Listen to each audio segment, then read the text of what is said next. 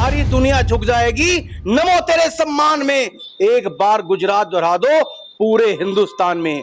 मोदी जी आपकी परीक्षा है, इस परीक्षा में सफल होने का बहुत बड़ा ऐतिहासिक पल आपके पास है। पाकिस्तान के 4 टुकड़े कर दो या धरती के नक्शे से पाकिस्तान को मिटा दो, तब जाके भारत की जनता को चैन मिलेगा, सुकून मिलेगा। और कश्मीर के अंदर जो ये हत्याकांड हुआ, सबसे बड़ा जिम्मेदार सुप्रीम कोर्ट का सीजीआई चंद्रचूड़ है। इतने जबरदस्ती दबाव बना के भारत सरकार के अंदर कश्मीर में चुनाव करे।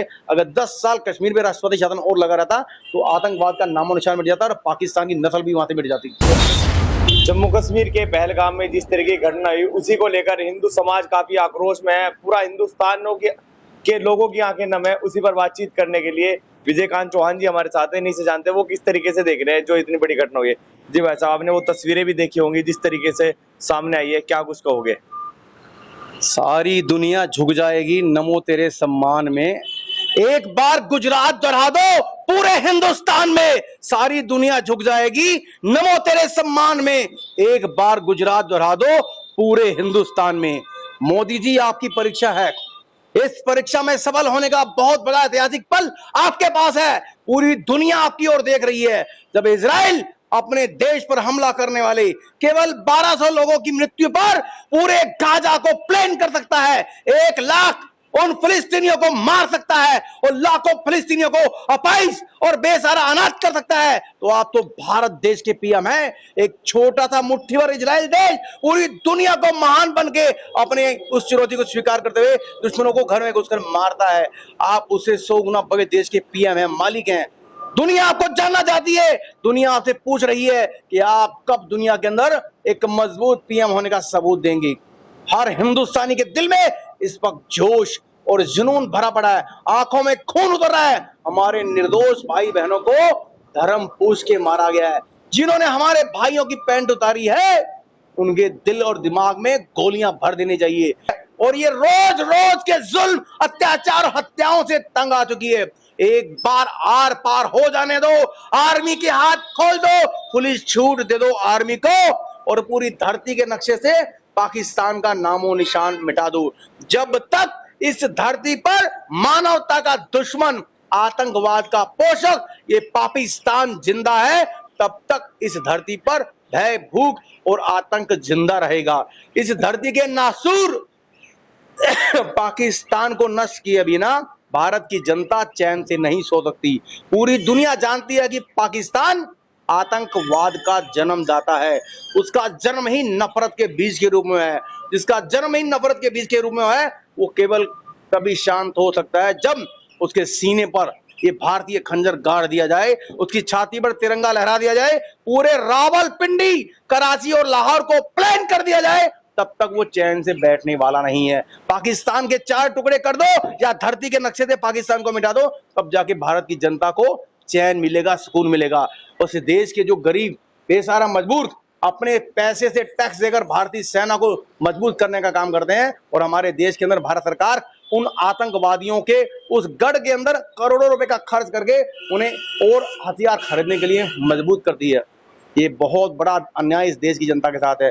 देश का बच्चा, बूढ़ा, जवान, माताएं, बहनें इस पुलवामा हत्याकांड का, बलिदान का, संघर्ष का जवाब चाहती हैं। उस चुनौती को स्वीकार करते हुए आपके पास मौका है, धरती के नक्शे से पाकिस्तान को प्लेन कर दो। सुन ले बेटा पाकिस्तान, बाप है तेरा हिंदुस्तान। सुन ले बेटा पाकिस्तान, बाप है तेरा हिंदुस्तान। मिटा देंगे इस बार मोदी जी पूरे पाकिस्तान का धरती से नामो निशान। लेकिन विपक्ष भी मोदी जी से सवाल कर रहे हैं कि आप तो कहाँ थी वो सिक्योरिटी, कहाँ थे आपके जवान? मैंने कहा गद्दार हर जगह, हर पल, हर समय होते हैं। जिन लोगों ने कभी भारत का नमक खाया था, आज वो भारत से गद्दारी कर रहे हैं और गद्दारी जिनके खून में होती है उनसे वफा की उम्मीद नहीं करनी चाहिए। मोदी की सिक्योरिटी में किसी प्रकार की कोई कमी नहीं है। वहां की जनता चैन से, सुकून से जी रही थी, लेकिन ये बात पाकिस्तान को हजम नहीं होती। और भारत के जो विपक्षी गद्दार लोग हैं, रॉबर्ट वाड्रा जैसा देशद्रोही गद्दार जिसने लाखों किसानों की जमीन पर कब्जा किया, वो गद्दार आज भारत देश को ये कहता है कि ये पुलवामा का कांड इसलिए हुआ है कि भारत के अंदर मुसलमान नाराज है, पीड़ित है, परेशान है। मैं उससे पूछना चाहता हूँ, रॉबर्ट वाड्रा, तू किस खेत की मूली है? तू कौन है ये बात कहने वाला? तू भारत का कौन सा ऐसा संविधान तूने पढ़ा है? क्या तुझे दिखाई दे रहा केवल मुस्लिम पीड़ित है? क्या तुझे हिंदू मरते हुए दिखाई दे रहे? बंगाल के अंदर हिंदुओं को जिंदा जलाया जा रहा है, केरल में हिंदुओं को मारा जा रहा है, उनका धर्म परिवर्तन कराया जा रहा है, अल्लाह जहां से लाखों हिंदू बहन बेटियों के बलात्कार किया जा रहा है, उनको सूटकेस में पैक करके मारा जा रहा है। वो तेरे को दिखाई नहीं देता? तू आंखों का अंधा है? आंखों के अंदर रॉबर्ट वाड्रा, सुधर जा। ये देश की जनता जाग रही है, आक्रोश से चिंगारी भड़क रही है।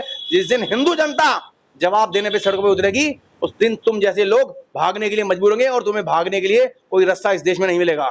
मोदी जी, अमित शाह लगातार कहते हैं योगी जी के आतंकवाद खत्म हो चुका है, आतंकवाद खत्म हो चुका है, लेकिन इस तरह की घटना धर्म देख करके गोलियां लगा मारी जा रही है। मैंने कहा आतंकवाद का नामो निशान 95% भारत से मिट चुका था और अब भी मिट जाएगा।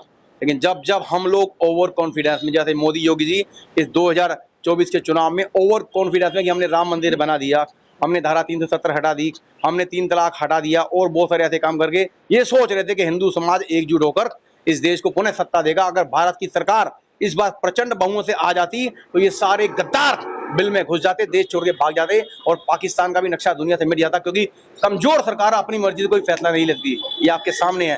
जहां जहां हिंदूवादी सरकार, हिंदूवादी लोग कमजोर हुए, वहां वहां जुल्म अत्याचार बढ़े और भारत को इस वक्त अत्यंत बहुत तेजी से जनसंख्या निवारण कानून लाना चाहिए। क्योंकि इन आतंकवादियों को संरक्षण देने वालों की जनसंख्या निरंतर सूरज की तरफ बढ़ रही है।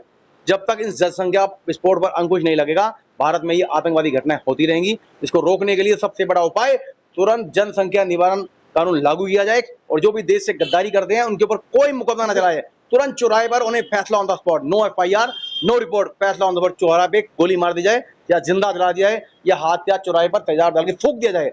आतंकवाद का कोई धर्म नहीं होता जो लोग कहते हैं, तो ऐसे आतंकवादियों को बीच चौराहे पर सुअर की तरह काट देना चाहिए, उन्हें वही नीलाम करना चाहिए। उनके साथ खड़े होने वाले, उनका संरक्षण देने वाले, उनको भी मिटा देना चाहिए। और कश्मीर के अंदर जो ये हत्याकांड है, सबसे बड़ा जिम्मेदार सुप्रीम कोर्ट का CJI चंद्रचूड़ है, जिसने जबरदस्ती दबाव बना के भारत सरकार के अंदर कश्मीर में चुनाव कराए। अगर 10 साल कश्मीर में राष्ट्रपति शासन और लगा रहता तो आतंकवाद का नामो निशान मिट जाता और पाकिस्तान की नस्ल भी वहां से मिट जाती।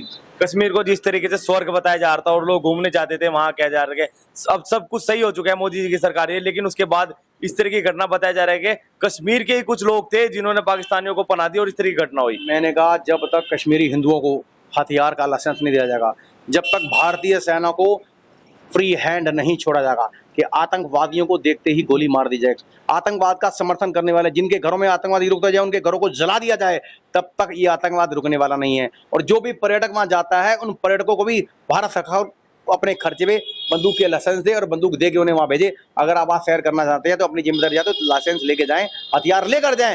जो भी आपको लगता है कि आपको टॉर्चर कर रहा है, आपको परेशान कर रहा है, तुरंत उसे गोली मार दें। भारत देश के अंदर बहुसंख्यक हिंदू समाज अगर अपने ऊपर हिंदुओं ने रात में इस तरह चुराहे में मारा जाएगा तो इससे बड़ी शर्मनाक हरकत दुनिया में कोई नहीं है। इजराइल से सबक सीखना चाहिए।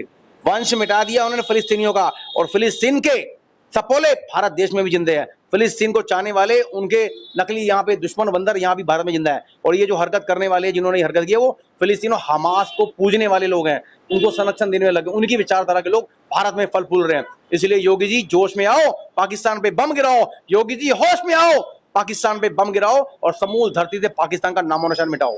फारूक अब्दुल्ला तो कह रहे हैं कि पाकिस्तान ने चूड़े थोड़ी पहन रखी है। सबसे पहले फारूक अब्दुल्ला को गिरफ्तार करके चौराहे पे नंगा करके जूते की माला बना के वहां गली गली घुमाना चाहिए।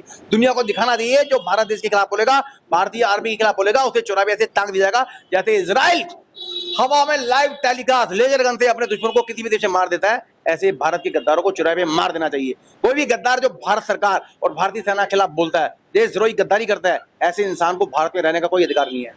अभी हमारी बजरंग दल के कार्यकर्ताओं से बात हुई, उन्होंने कहा कि सबसे पहले तो दारुल उलूम को टारगेट करना चाहिए, वहां से तो आतंक शुरू हो रहा है। बजरंगियों सरकार तुम्हारी है, मोदी जी तुम्हारे, योगी जी तुम्हारे हैं, तुम सरकार के विरोध क्यों बैठे हो?